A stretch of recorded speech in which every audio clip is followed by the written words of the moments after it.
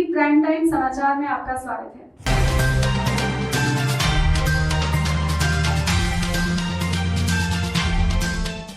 भागलपुर के बिजनौर में चुनावी रैली को भाजपा के राष्ट्रीय महामंत्री भूपेंद्र यादव ने किया संबोधित। लोगों की उमड़ी भीड़। भागलपुर के गोराडीह प्रखंड अंतर्गत बिजनौर में भाजपा के राष्ट्रीय महामंत्री भूपेंद्र यादव ने चुनावी रैली को संबोधित किया।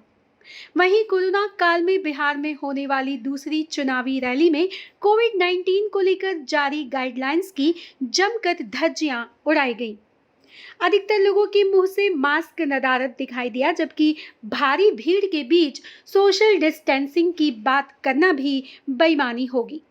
इन सभी के बीच सभा को संबोधित करते हुए भूपेंद्र यादव ने मौजूद सभी लोगों से 28 अक्टूबर को मतदान के दौरान भाजपा प्रत्याशी पवन यादव के पक्ष में मतदान करने की अपील की है।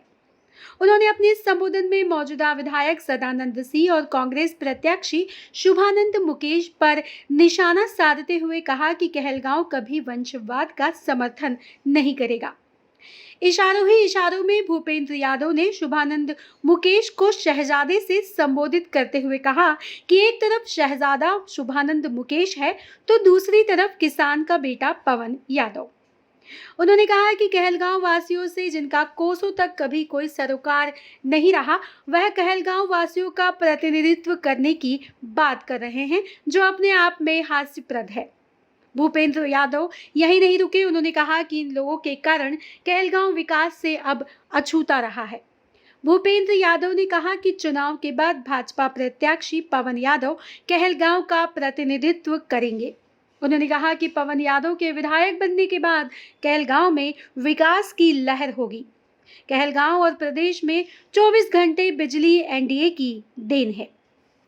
मोदी की मजबूत सरकार से चीन कांप रहा है। मोदी की नीति से दुनिया सहमत।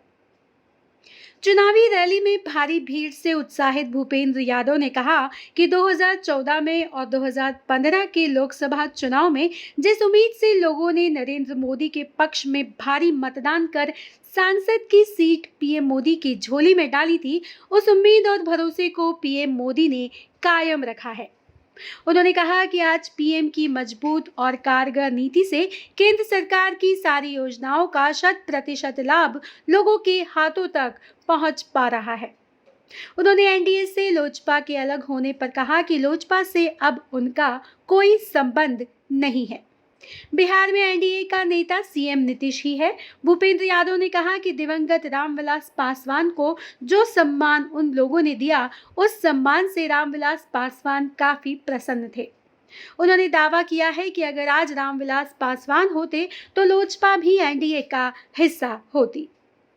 महागठबंधन स्वार्थ के कारण बिखर रहा है।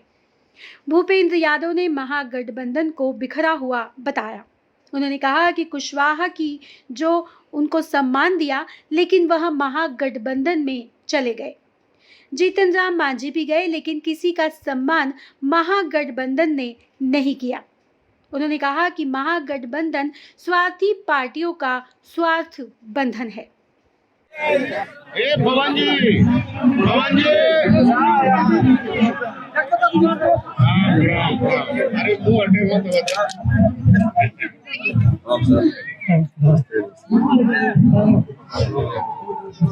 कोरोना काल मास्क लगाइए सब लोग, मास्क दिए सबको, मास्क सब लोग लगाइए, मास्क सब लोग। बिना मास्क लगाए कोई नहीं रही है। मास्क लगाइए, मास्क लगाइए, सब मास्क लगाइए, सब मास्क लगाइए। जिनको गमछी बांध मास्क दीजिए सबको भाई,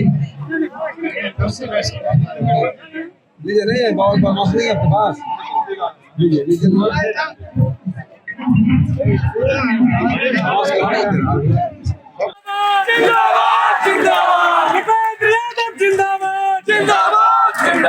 भूपेंद्र यादव जिंदाबाद, जिंदाबाद, भूपेंद्र यादव जिंदाबाद, जिंदाबाद, जिंदाबाद, नरेंद्र मोदी जिंदाबाद, जिंदाबाद।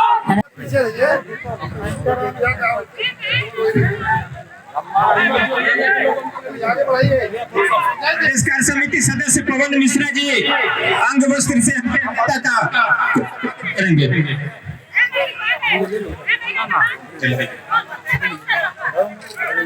जो से स्वागत करें।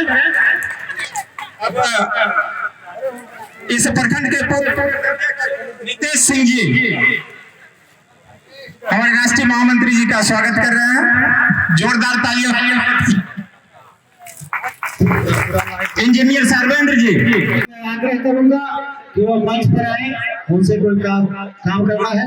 सैन के राजेश जी जहाँ भी हो, माननीय नरेंद्र मोदी जी उनके लिए भी उचित चिकित्सा व्यवस्था का काम किया और इनमें केंद्र के सहयोग से बिहार सरकार ने पूरे हिंदुस्तान कार्यकर्ताओं को होने के नाते आज मैं आप सबसे अपील करना चाहता हूँ कि आप बिहार के विकास के लिए जो पिछले 15 सालों में बिहार के विकास की गति को बढ़ाने का काम किया है, प्रधानमंत्री नरेंद्र मोदी जी को ताकत देने के लिए आप उनका वापस से कहलगांव से भाई पवन यादव को विजय दिलाइए।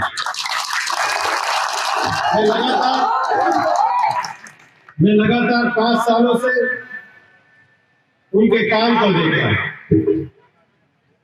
अब ये तो कोई शहजादे हैं नहीं, ये तो गरीब किसान के बेटे हैं। और राजनीति में कोई वंशवाद नहीं चलता है, राजनीति में कोई परिवारवाद नहीं चलता है, राजनीति किसी की बकौती नहीं है। आप नया रास्ता बनाओ, कहलगांव में नई मंजिलों को हम छुएंगे। ऐसा कहलगांव में इस बार आप चुनाव परिणाम को जीतना है। और हमारी लड़ाई किससे है? हमारी लड़ाई महागठबंधन से है। लेकिन अगर चुनाव से पहले इस महागठबंधन का हाल क्या है?